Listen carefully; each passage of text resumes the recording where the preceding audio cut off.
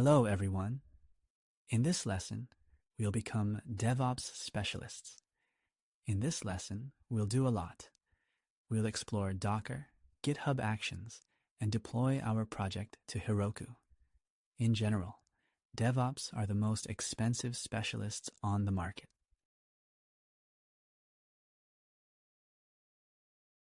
There are entire courses dedicated to each of these technologies, but we'll try to do it all in one lesson. It's important to remember that to understand something deeply and all its intricacies, one can spend months or years. But to simply do something, one lesson might be enough, and you'll be able to deploy your project. What can be explained well can be explained well, and what can't be explained well will become clear gradually as you apply it in your projects. But I'll try to explain everything as clearly as possible. So, let's start with Docker. What's the idea here and why do we need it? We have a project. We have a backend, a web app, and a shard. We are currently running this locally. To run it locally, we need, at the very least, Node.js. We need to have pnpm installed, and so on. If we're deploying this on a server, we'll also need to set up all our environment on the server. Docker allows us to define how our environment will look, and we can try to simulate some environment using Docker and run our project in it. If we succeed in doing this locally, then we can simply, our Dockerfile image and so on, deploy it somewhere on any server, not necessarily on Heroku, absolutely anywhere. And there it will work just as it does here, because everything will run inside a single Docker container. So, for now, I'll say it this way. As the lesson progresses, it'll become clearer. Everything related to Docker is essentially divided into three things. This is a Dockerfile, Docker image, and Docker container. What is a Dockerfile? A Dockerfile is a set of instructions or commands, simply text, which, when run and executed, forms an image. What is an image? An image is a set of files that constitutes an entire file system obtained during the execution of a Docker file. When you have created a Docker image, it's just, a piece compiled from files. What is a Docker container? A Docker container takes our image, and the image is run. That is, all the files are in a running state. That's the idea. Now we'll start implementing this, and it'll become clearer. Let's try to write some primitive Docker file. Let's do it like this. What do we see here? We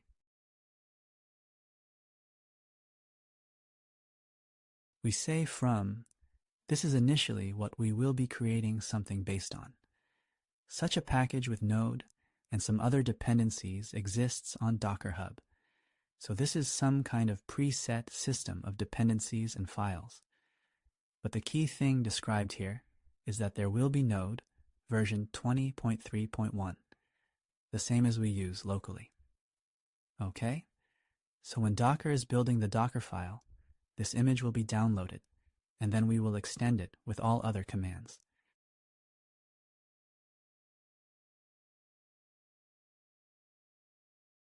Then in Docker, the work dir command is very popular, so we just define where we will work next.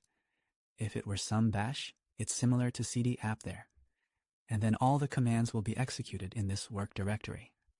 Okay? Just a folder change, so to speak.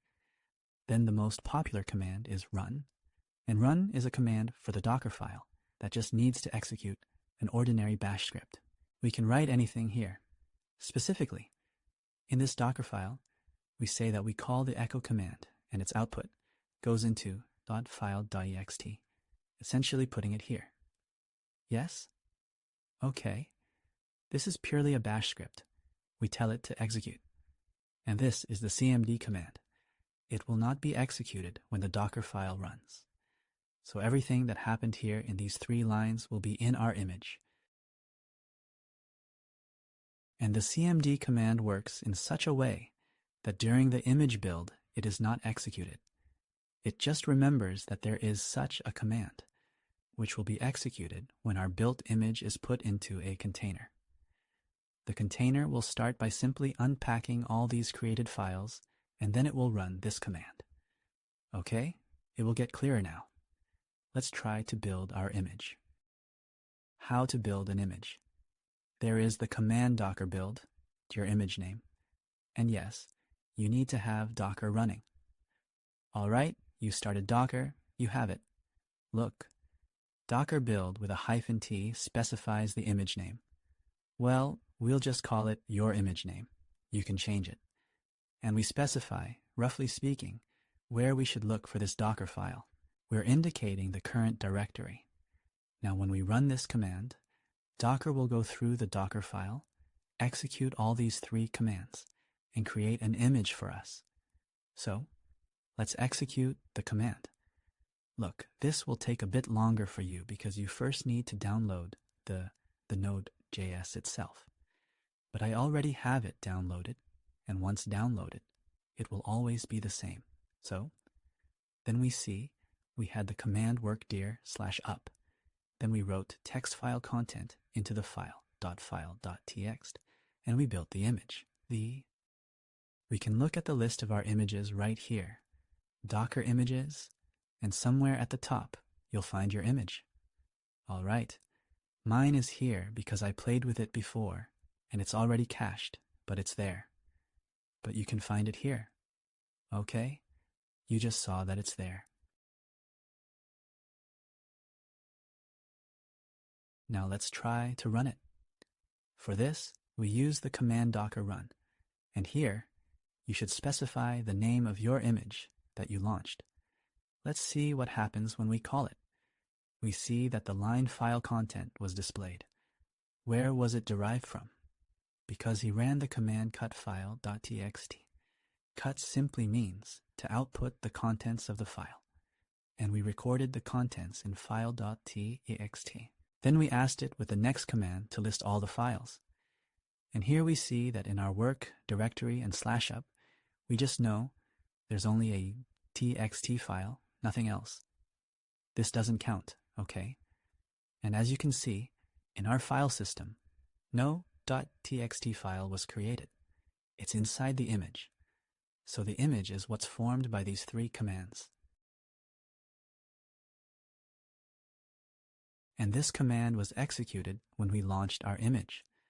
By launching our image, we essentially created a container and it started working. Now let me try to show you a different Docker file. Look, let's say we do it like this. Again, we say workdir up.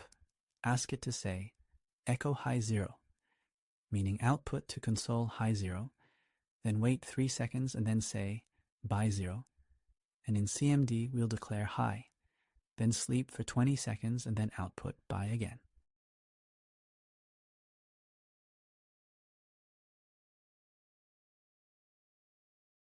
Okay, now I have it set up here so that it's cached. So I'll change not high0, but it will be high1. So now we build our image again and watch the logs. He said high, then he waits for 3 seconds and says by 0. And you see, it all happened during the build time. As we can see, he didn't just say hi and just by, because this command will be invoked when we put the image in the container. So, now let's run our image again. What do we see? He says hi and stays quiet. He is waiting for 20 seconds now. In the meantime, we can execute the docker ps command and see that we have some running containers here. You can also see them here. He calls them some unclear names because we didn't give a proper name when starting the container. It's not important to us right now. And you see, he exited because 20 seconds passed. We call docker ps, and again, we don't see any running containers. Previously, it was indicated which image it was created from, and so on.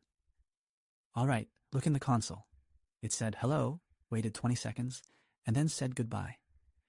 You are probably beginning to feel the difference between the image and the container. Okay, let's move on. Let's make this kind of Docker file. What do? We say orgdir, then write content to file.ext, and we have a new command copy. The copy command says to take something from our current file system, like our JSON package, and copy it to the current directory, that is, into /app of the image, and then output the content of file.txt and show what files we have in the /app directory. So let's build our image once more and run our image in a container.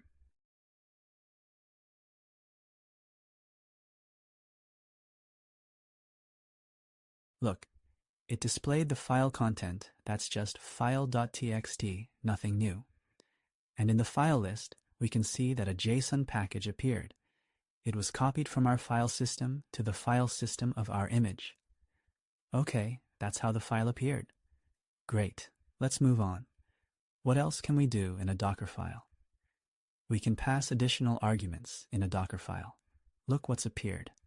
I'll define the source version argument. What is passed in the source version argument, we will write to a file.txt. Then we'll simply copy the JSON package and print the content of file.txt and all files. In this case, ideally, the command cut file.txt should display what we pass in the source version argument. Arguments are passed during the build, and they can be anything. What are we simulating here? Later, when we build our project with Docker, we'll need to check the source version. The source version should be the ID of our commit because they are always unique.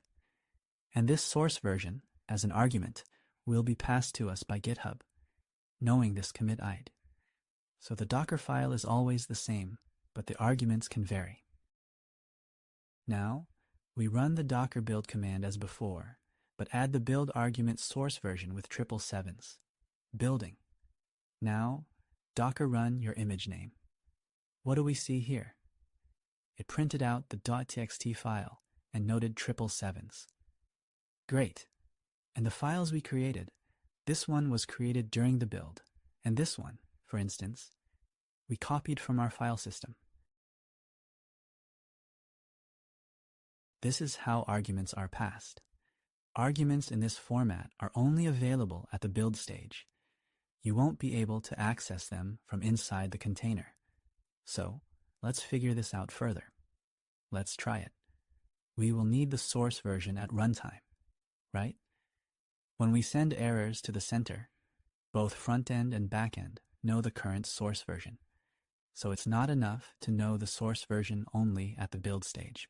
We need to have it in our env variables afterward. We're creating this file. Look what we're doing here. We specify that we accept the source version argument. This is a comment, so it won't be executed. Then we write source version to a .txt file. Here it is. But we have already seen that this will work, and it will be recorded there because it is recorded at the build stage. So we copy the package JSON out of habit. Okay, and this command, which will execute when the image runs in the container, should output the source version variable. When we define the source version variable like this, it means that it exists. Well, we assume it's in the env variables. Let's run this code. So we take it, build it, and starting the image. And we see it outputs nothing because it didn't find anything in source version. Though it's strange, it drops into the .txt file, but nothing strange at all, because the source version as an argument only exists during the build. At runtime, this variable doesn't exist because it wasn't included in env. If you want to pass the argument further into env, which will be available in the container, then you need to write the following in source version and pass anything you want there.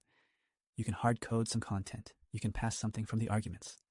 So, this came here from the arguments. Now, let's build and run. So, built.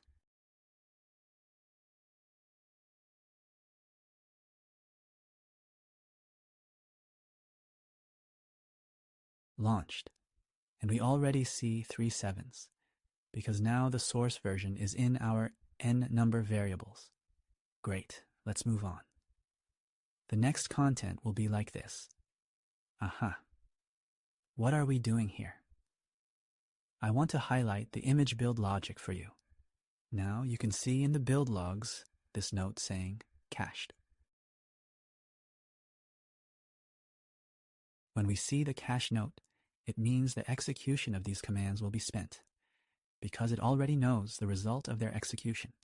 Based on that, It knows the result of their execution. For instance, if at the moment when this command needs to be executed, the file system state is exactly the same as it was, the command output will also be exactly the same. And accordingly, well, there's no need to execute it again. It can be retrieved from memory. Each of these lines is a change in the file system state. Bam, node is installed. Bam, workdir is set. But the file system hasn't changed. Here's where content_file.const.txt was recorded. It, accordingly, is cached as well. Copied package JSON. And Docker creates all this in layers. The file system is entirely layered there, so it's just made up of these snapshots. This needs a deep explanation. It will become clear now when we conduct this experiment. Look, let's build and run it. Docker build. We don't even need to run it. We're just playing with the build now. What do we see? These three things were cached, and this one, for some reason, was not cached. Let's run it again. And as we see, now it is cached.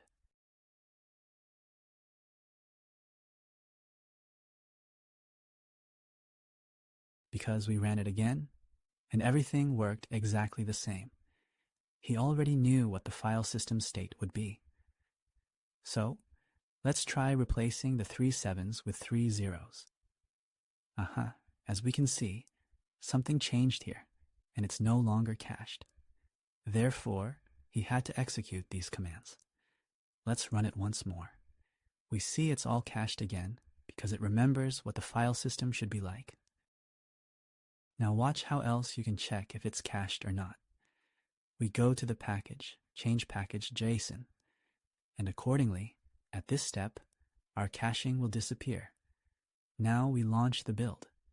This is not cached. They had to execute it once again, calling it again, and this will already be cached. Look, we're now returning our version to its previous state, running build again, and everything is still cached because it executed it once and remembers it all. This way your Docker gradually expands, but it's never an issue to later clean up and delete old layers of unnecessary images, and so on. When you hit a disk space limit, you just Google how to prune, and that's it, and delete everything. It's not hard. There. Why is it important to monitor this caching at all? Everything is still fast. What's the difference if it caches or not? But it's fast because we currently have a toy Dockerfile here. And in a real Dockerfile, we might have to, not might, but definitely will have to install some packages. These packages are downloaded. This can take a long time. And we want everything to build faster so that development is quicker. And that's why, when we write a Docker file, we need to think a bit about these things so it doesn't repeatedly call the same commands and can take them from the cache. So that's everything. Now we master Docker and can write our Docker file for building the image of our real application. The Docker file will be the following. Here we already know almost everything. Let's just analyze what we'll end up with here. Node.js was installed. That was done. But by default, there's no pnpm. There's only npm. And we need pnpm, so we need to install it. We run a command, which is a regular bash script. Just like you installed pnpm, we install it inside the image the same way. We just globally installed pnpm. We set the workdir, copied the pnpm log file, and then called the bash command and pnpm fetch. Pnpm fetch will simply download everything that's in the pnpm log file. After that, we copy everything from our file system into the image, into the .app folder.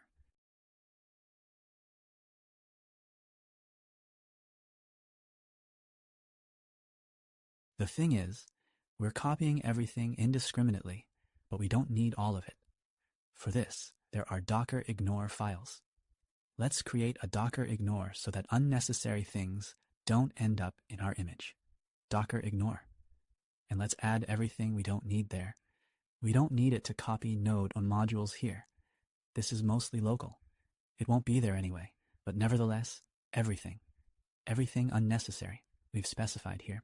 Just like in git ignore, there will be a similar Docker ignore for what Docker should ignore during the copy command. All right, copied all the content. Then we do a regular pnpm install but with flags. We ask it not to download anything because we have already downloaded everything. We ask it to ignore scripts. What scripts?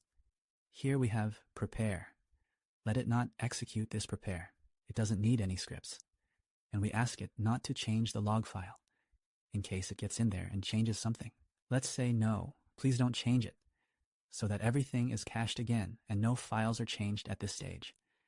That is, essentially at this stage, all our folders and installed packages are already in the image.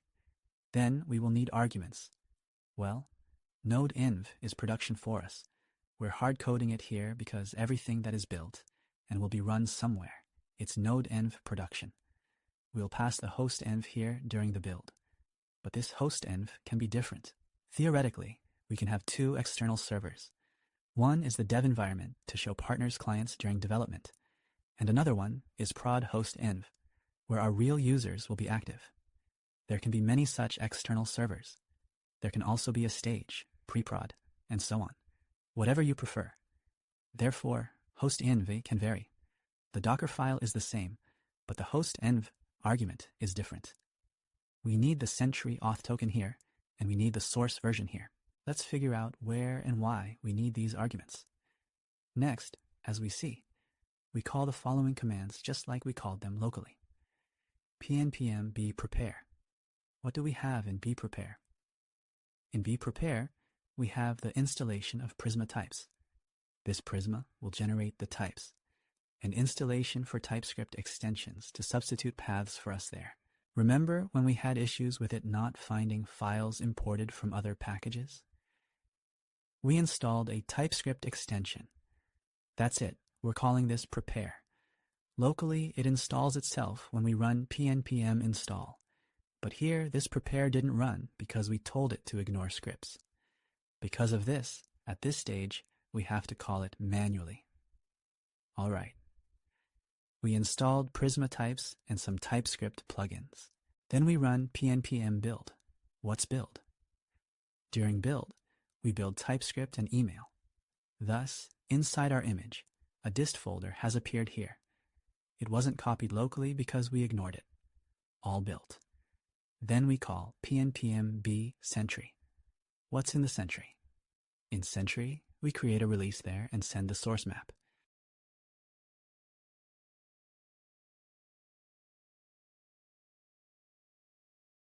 So, in these scripts, we use source version and Sentry auth token. For these reasons, we needed to pass them in as arguments. Okay? And then we build our web app. A folder dist.webapp will appear inside the image. So, build. We build it with this command. All right, that's it. It seems we built everything, but what's the next point? We inherited in our image from Node.js, and it weighs somewhere around 1 or 2 gigabytes, etc. There's a lot in this Node.js, but specifically for Docker, simplified versions of Node.js were created that lack unnecessary elements.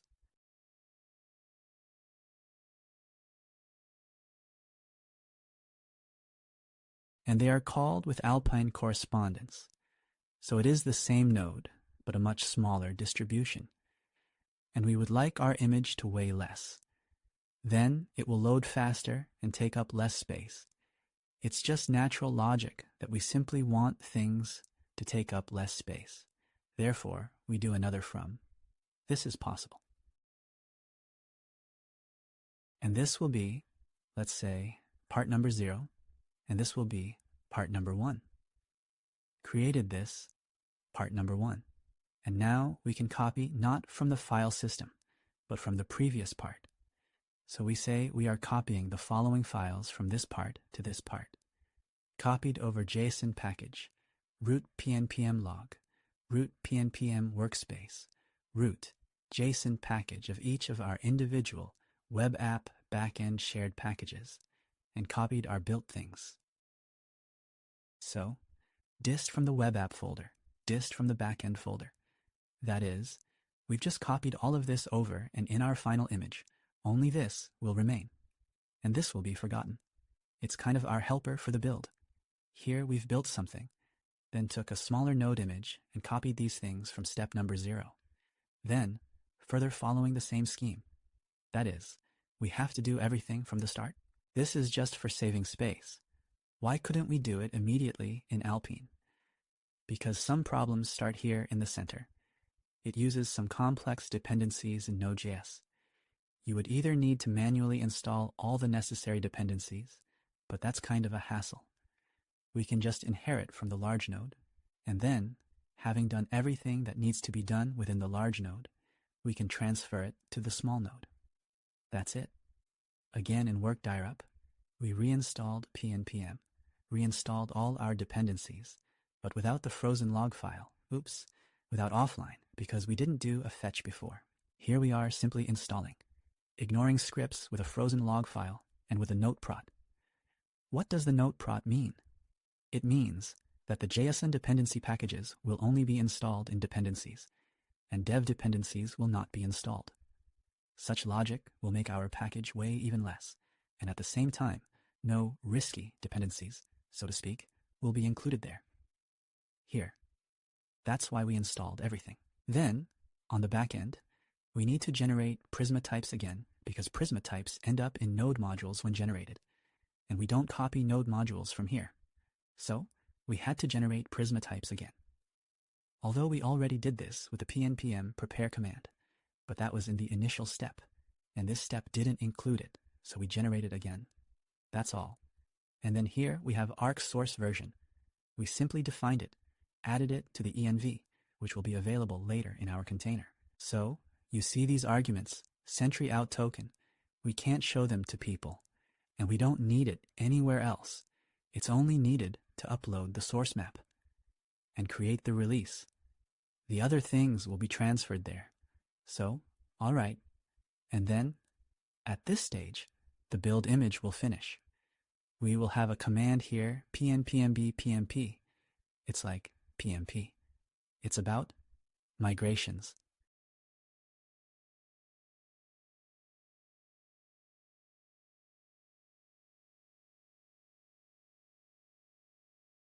Where is it? Oh, we don't have this command yet. Yes, we had a PMT command that ran migrations in the test database, and we need to add Prisma migrate production. There. And here, we simply do the same, but now on the production database. So, not PMD, which we used earlier, because with PMP, no new migrations should be generated. Only those that already exist should be applied. So we added such a script. Good. And that's it. And we called it. Therefore, migrations will be applied in the container, and the container itself will know the database access for some reason. At the build image stage, we don't need any database access, right?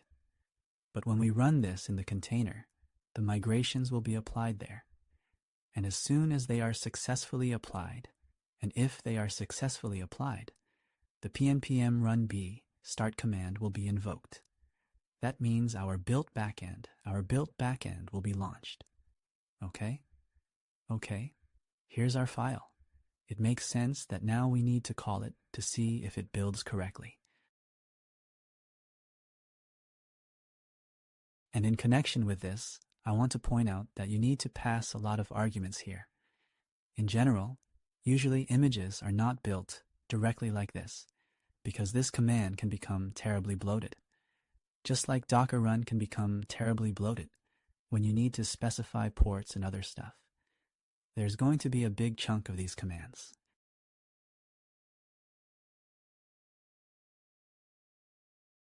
And to conveniently call these commands for building images and running containers once, there is a Docker compose file. Now let's work on the Docker compose file. But before we move on, let's fix something in our package, JSON. We have a situation where our priorities are not correctly set regarding which packages are for production and which are for development. Specifically, the following for .backend. Here, you can see in the container there's a call to pnpm, and it calls the Prisma client, but in our backend, it's listed as a dev dependency.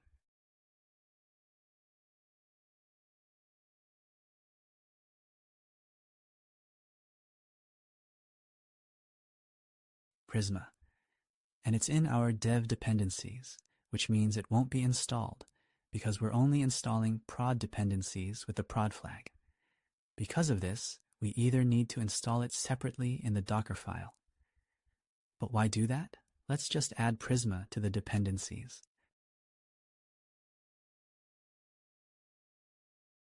In developer dependencies, but for this, we'll just cut it from here and move it to dependencies. Right here, yes. Fine, we moved it. And also, we have the situation where our .addn in CLUI is also used here because we call command pnpm by start, but we have these commands with the prefix they have. Where do we have this backend pnpmb? Start. So start doesn't use it well, but the production migration pen uses the .env file.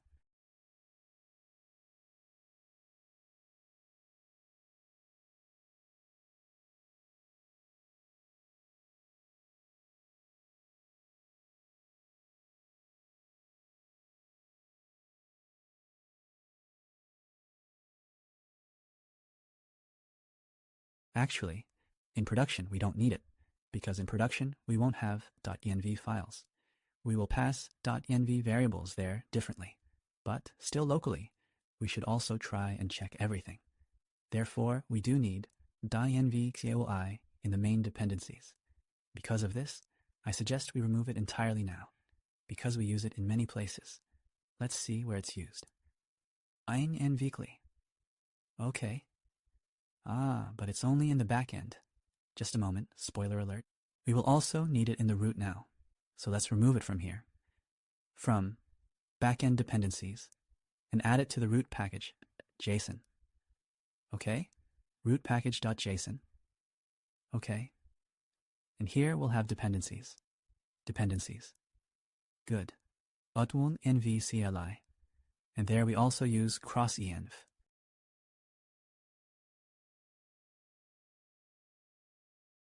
Basically, during the container startup, we need prod dependencies there. So we'll add it here. We'll remove it from there. And we'll do pnpm install. Okay, now everything should fall into place.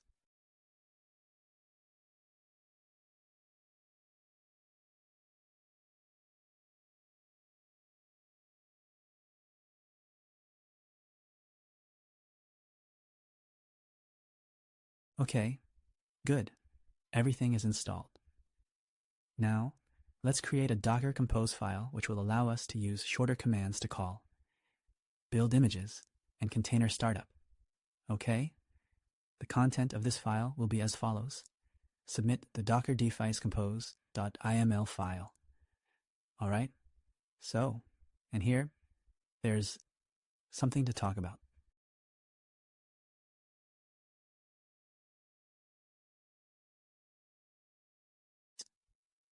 Moment. Okay, let's first analyze the Docker Compose file itself, then examine the commands to run it, to understand its purpose.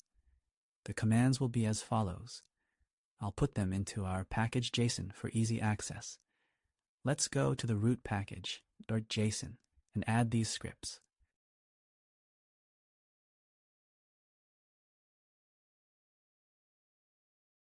Just abbreviated names.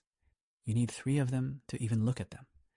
So, we are calling our .env again and passing all kinds of env here. env web app, env bp. And now we'll also create env to rewrite env docker. That is, in the Docker, we may need to pass some other variables, not the ones that were in the backend and in the web app. Okay? And essentially, this whole structure is just about passing env into the process. And the compose command itself, it's here. Docker compose config. Let's try to call it and see what it outputs. So, pnpm.dak. Essentially, it's just calling docker compose config. Got it. Okay. We don't have a .env.docker file.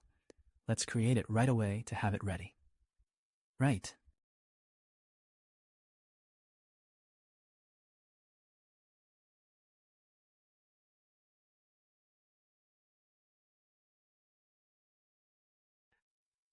env.docker. Well, we want to inject some predefined host env or not env here, but that's only needed for local testing. Later, we'll inject these envs differently. We'll probably need database.url, but we'll come back to that later. The main thing is it's created, and let's also create env.docker.example. Docker. Okay. All right. Once again, we call the docker compose config command. Oops, I created it in the wrong place. One moment, let's review the command again.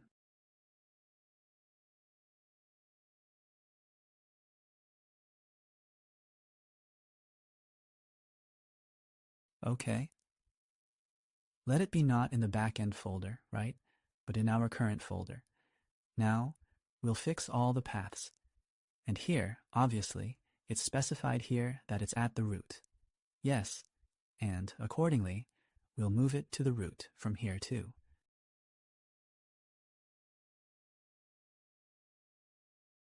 And env example.docker also moved to the root. All right, once more. Good. When we called docker compose config, we saw our docker compose with already substituted variables. This way, we can check that the correct variables reach here. So everything is the same. We see service, app, build.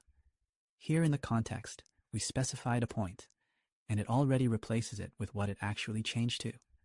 Now it has changed to the specific path of our current project folder. Dockerfile, we didn't specify where to take it from, so it was substituted automatically. So this is some kind of final form. We see the arguments that will be passed. Here, there are only 3 arguments: host env, sun trials token, and source version. Here, these arguments came from... Okay, let's just look at the config now. Then I'll analyze it step by step. All right, here they are, passed. Then the environment variables are passed. Paths to env files, name of images, ports. All right. This way, we can just check what our docker compose config will end up as when it's passed to build image or run a container. Cool. What other commands are here? Okay, package, JSON, docker compose build. When we were just building our images, it's simply called with the command docker compose build. These are, again, just paths to env files. It's just necessary to check everything locally. pnpm dkb. Okay? And now all our commands have started to progress slowly. It will now download and so on. Meanwhile, we'll review the docker compose file itself and how it works. Okay? That's not important right now. Let's look at the build. Remember, we had this command. Okay, here it is. And here we specified the name of the image and where to look for what. This point here is defined in the context. Then we simply write the image name here. And with this, it will take it. Remember, we created containers and they had some weird names. It's inconvenient, right? Inconvenient. So here we just immediately specified the name for the container as well. This prefix defis container, defis image, is just for convenience to view everything later. Actually, you can name all this as ideanig and it's ideanig, but this is for clarity. Okay? Then, look, these arguments are the same ones we passed in this command. When we did like this, wrote build arg source version 3.7s. Here we can pass them like this. But see, we also pass some predefined values. Where do these values come from after all? Values that go into args. They come from the machine where you invoke Docker build. So, in this case, on my computer. Here, when it's called somewhere there in GitLab, GitHub, or GitLab actions, then these env variables will be taken based on the env variable of that machine. And how do they get here? They get to my machine because we used .env here and passed all these 3 files with envs. That's how they reached my envs.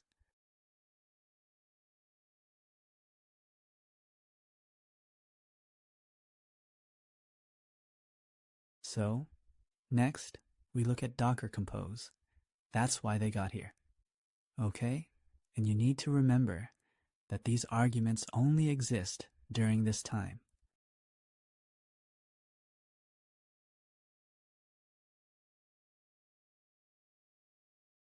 During the build image, here you can pass again env files and their path. And some of these env files will be accessible inside the container.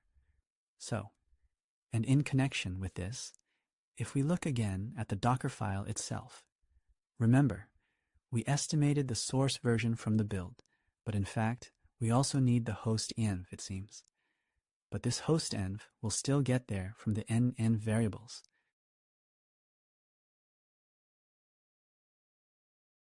Which are passed from our env files or simply set in the container.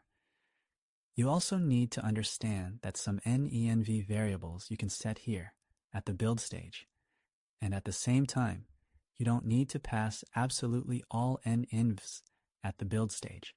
Still, your container will run on some machine and it will be able to take the cores of the respective machine. Okay? All right?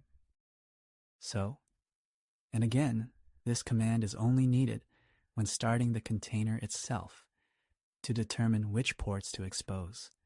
That is, when the container starts by default, all its ports are closed, and we can't connect to it from anywhere either, from a local machine or a remote one, unless we explicitly specify which ports to expose. So, and make them accessible from outside, right? Let's see what we have with the build. It's built at all. Okay, it's built. Now we can try to run it.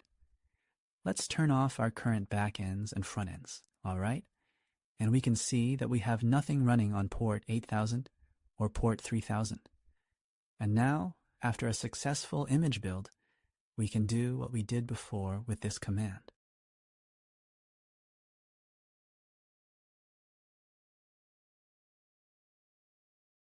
Docker run your image name. Here it is. We will run it using docker compose app pnpm dku. Okay, we see the container was created and everything crashed. Here we can look at the errors. He says that we passed the wrong database level and it couldn't run migrations.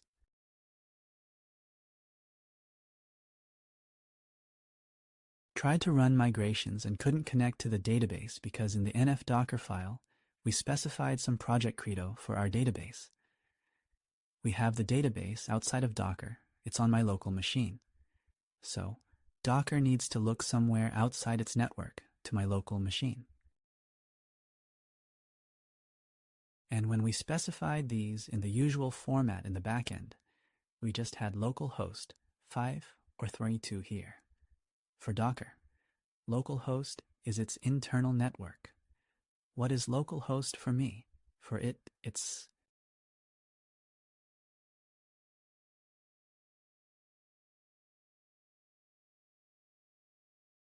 host Docker internal. So what is localhost for me? My computer. Inside Docker, it looks like host Docker internal. Okay, now we substitute here accordingly, idionic, and our database is also named idionic. So that was in nf example, but we need it in nf Docker itself. All right, substituting.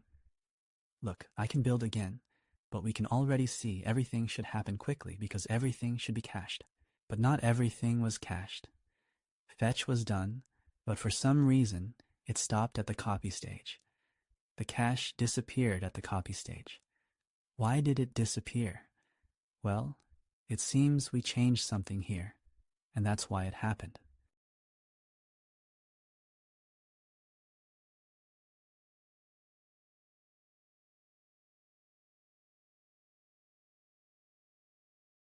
Okay, now it's rebuilding again, but it will still be fast enough. Let's try running it once more. All right, it started already. Everything's fine now. Here we can see the logs, meaning our container is up. We can look here, we see it. We can also check the logs here. In general, you can run this Docker Compose app with the D flag, and it will not take any space in your terminal. It will just run in the background. All right, but it says it's running. Now we can try going to localhost 3000. And this is not local. It's running in the Docker network. There. And yet everything works anyway. We see our data because we connected to a local database. But the backend itself is now running in Docker. What does this mean in total? That we succeeded. And now, generally speaking, the next stage is such. We need to deploy somewhere. To deploy somewhere, we just need Docker on that machine and we can simply push our image there. Here. This Docker image is here. And the idea is nick image. Technically, you can just take this image from our local and send it somewhere. And it will deploy there and work exactly the same as it does now inside our Docker.